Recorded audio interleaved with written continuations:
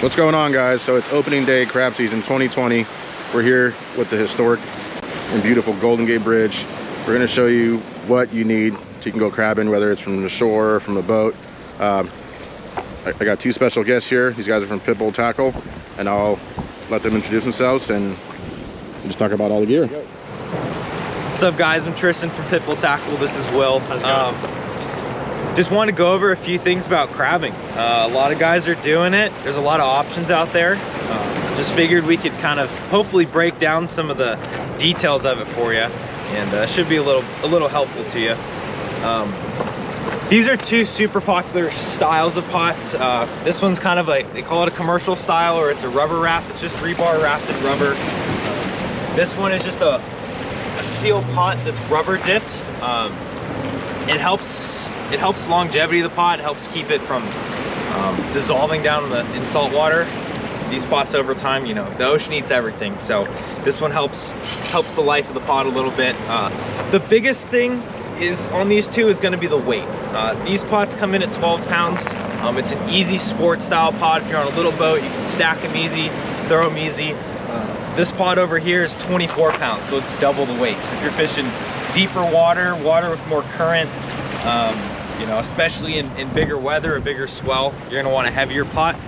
What that is gonna do is it's gonna keep the pot stationary. It won't, they call it walking away. The pot is gonna stay at the waypoint where you dropped it. So if you're fishing inshore, shallow water, usually we rig the blue pots with 150 foot of rope. As far as rope goes, good rule of thumb to follow is you want 20% extra rope than how deep you're fishing. So if you're in 80 feet, you want 100 feet of rope. If the rope's too tight, what'll happen is in a big swell, the buoy will be underwater, you'll lose it, especially on a tide swing. The buoy could be 4 feet underwater at certain times during the day. So you want a little bit extra rope.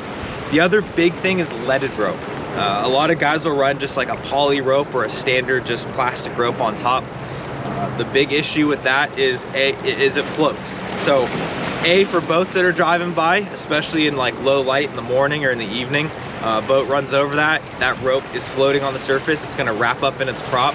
You're gonna lose the crab pot. B, that guy's probably gonna blow a lower unit on his boat, so that's not a good thing.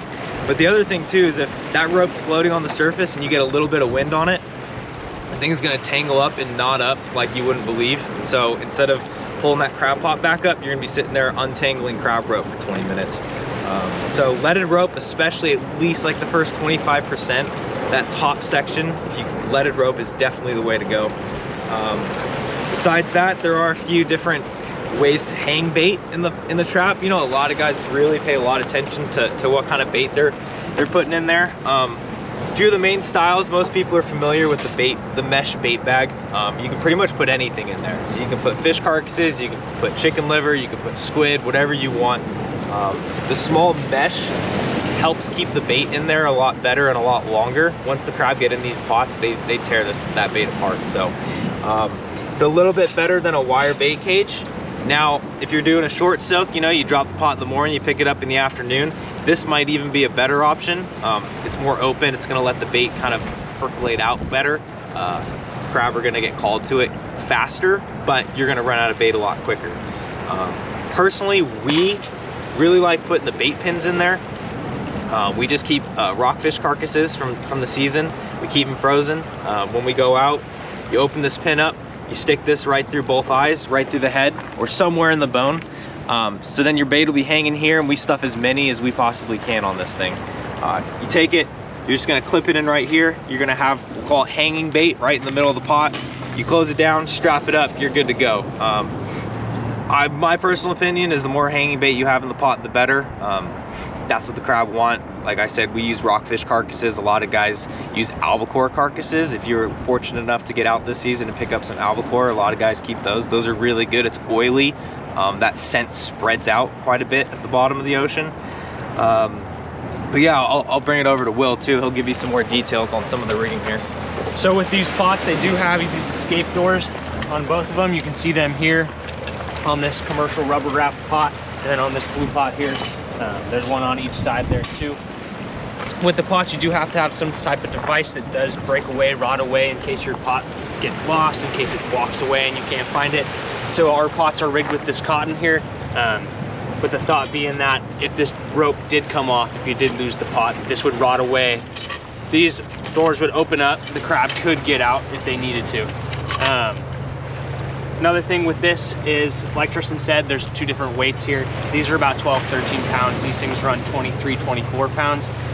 Inside here, you can see, if I move this buoy, you can see the weights here are on both sides of the pot. So there's weight rubber wrapped inside of here, and right over here. And that just keeps this pot down. Like Tristan was saying earlier, if there is a big swell, if there's a lot of current, if you're out in 200 foot, any deeper water than that, you definitely want to run this rubber wrapped commercial style pot. We do sell the rope in multiple lengths. We have an assortment of different colored buoys here. And like Tristan was saying, we have gauges, bags, pins, a lot of other accessories that you need for rigging these pots. You can find them locally here in the Bay Area. I know Berkeley Sportsman Center here, the Berkeley Marina has some of them. Castro Valley Sportsman Center, I think, has some as well. And then if you do have the time to drive north, up in Cotati, California, Outdoor Pro Shop has these Pitbull tackle crab pots as well. Currently, we are working on shipping these things, so you can check them out on our website. We can ship them to you. The prices vary a little bit just due to the shipping. Shipping is free, but we have to calculate in some cost there for that. If you just need buoys, if you just need rope, if you just need accessories, we have that stuff as well on there too. So if you have any questions, feel free to let us know, let Stilo know. We can help get those figured out for you. If you do want to order a crab pot or two and you do want them rigged, feel free to put in the order notes, the order comments, what you need, what you want. We can try to customize them a little bit for you. Everything in these pots that you see is stuff that we have. These Scotty bait jars are not ours, but this is stuff that we use rigged in our pots too. So yeah, if you guys, like I said, if you have any questions, feel free to let us know. We're more than happy to help. You got anything else on these, Tristan? Yeah, the last thing I'll say, which Will touched on, there's 3 big things that you need in your crab rigging to be California legal. So like he showed you earlier, these escape rings, each pot needs to have 2. 4 1/4 inches is the minimum length. They can be bigger, but at least the diameter of these is 4 1/4. He showed you guys the cotton strap here. Fish and Wildlife calls it a destruct device.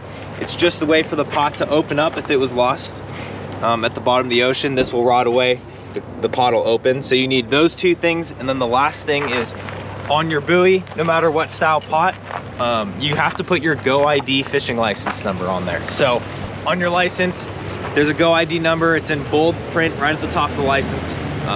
That same number has to be on your buoy. That's how Fish and Wildlife or anybody can track your pot to your license. So those are the 3 big things. Make sure you always have a crab gauge on board, 1 per person. But besides that, yeah, I mean, just you want to find a good sandy area, preferably if you can, out of a big swell or out of the current. But Dungeness likes sand, they like flat, muddy bottom. So try and find those areas. If you're on a big beach, if you're off Baker Beach, or if you're off Stinson, or if you're off 10 Mile, wherever you're fishing out of, sandy, flat, muddy bottoms is a better place to target than, let's say, a rocky point. So yeah. What's the best way to put your Go ID number on these buoys? We just do it with a heavy Sharpie. Sometimes you got to touch it up.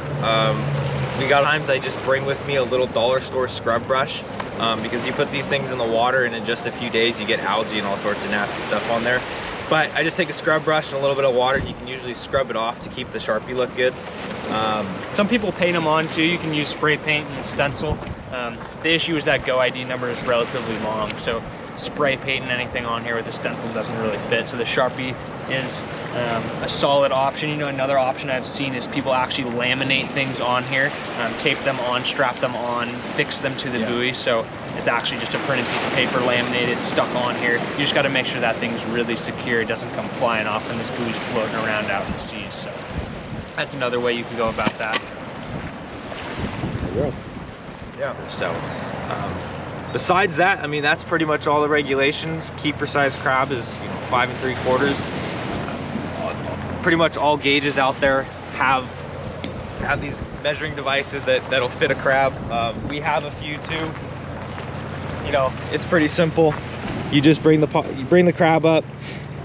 You check from one side, left to right side. So put this on the left side of the crab, measure. As long as the crab's bigger than that 5 3/4 mark, you're good to go.